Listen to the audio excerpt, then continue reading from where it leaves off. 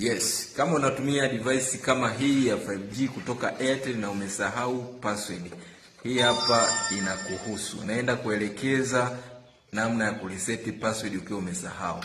Kwanza kabisa hakikisha kifaa chako kitakuwa on namna hii. Baada ya hapo, geuza kifaa chako huku chini.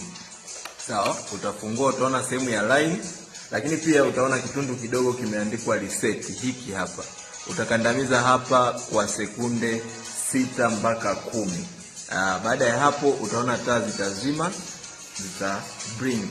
Baada ya hapo zitazima kabisa. Ikisha zima kabisa utakuwa tayari usha reset. Cha kufanya, password ya kwanza ya awali ambayo tutakiwa uweke ni hii hapa. Imeandikwa wifi key. Hapa utaona hapa neno limeandikwa wifi key.